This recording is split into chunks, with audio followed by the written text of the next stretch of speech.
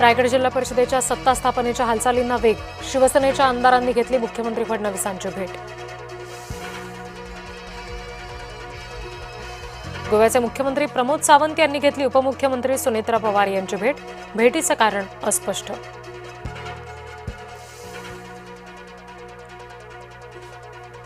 मुंबईतल्या बांगलादेशी घुसखोरांना हाकला, एकनाथ शिंदे यांचे प्रशासनाला आदेश.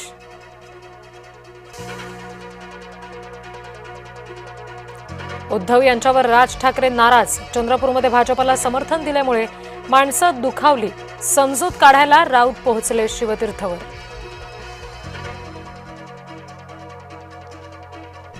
अजित पवार यांच्या निधनाच्या वादामध्ये प्रफुल्ल पटेल यांचं प्रथमच नाव, प्रमोद हिंदूराव यांचं विधान वादात, नंतर सारवासारव.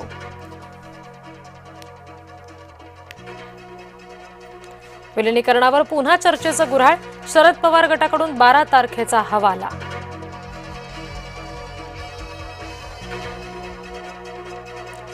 कोण कुणात विलीन होणार, पवार गटाला सुनील तटकरे यांचा रोकडा सवाल.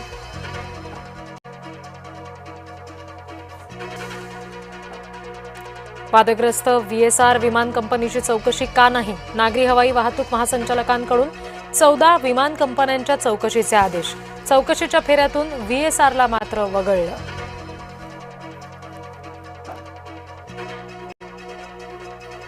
संधी मिळताच उद्धव यांचा महापौर मुसलमान, परभणीमध्ये सय्यद इक्बाल उद्धव गटाकडून महापौरपदी.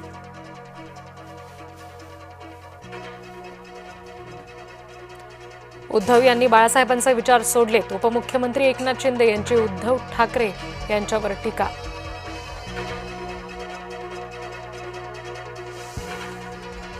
मुख्यमंत्र्यांनी रोहित पवार यांच्या तक्रारीची दखल घ्यावी, संजय राऊत यांची आग्रही मागणी.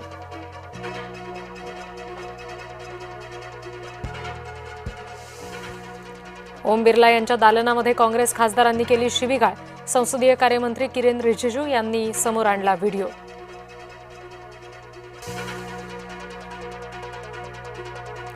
निष्ठेने लढलात, आता निष्ठेने काम करा, उद्धव ठाकरे यांचे आदेश.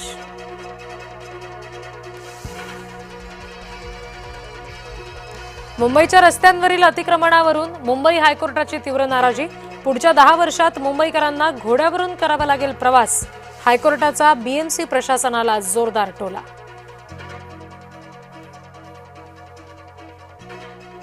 उपमुख्यमंत्र्यांच्या नेतृत्वात जिल्हा नियोजनची बैठक संपन्न, रस्ते पावसाळ्यापूर्वी खड्डेमुक्त करणार, मुंबई झोपडपट्टी मुक्त करणार, एकनाथ शिंदे यांचं वक्तव्य.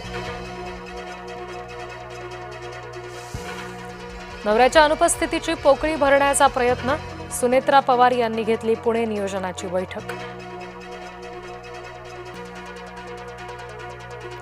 श्रीरामपूर न्यायालयाबाहेर संतापलेल्या महिलांकडून वर्गशिक्षकाला चोप, अल्पवयीन विद्यार्थिनींवर अत्याचार केल्याचा आरोप.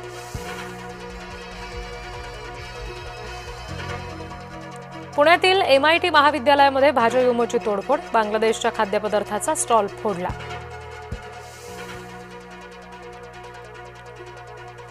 अभिनेता रणवीर सिंग धमकी प्रकरणामध्ये मोठी अपडेट, सलमान खानचा मेहुणा अभिनेता आयुष शर्माला सुद्धा धमकी, धमकी देत कोट्यवधींची खंडणी मागितली, सूत्रांची माहिती. 48 तास काम करा आणि सुट्टी घ्या, राज्य कामगार विभागाकडून संहितेत सुधारणा.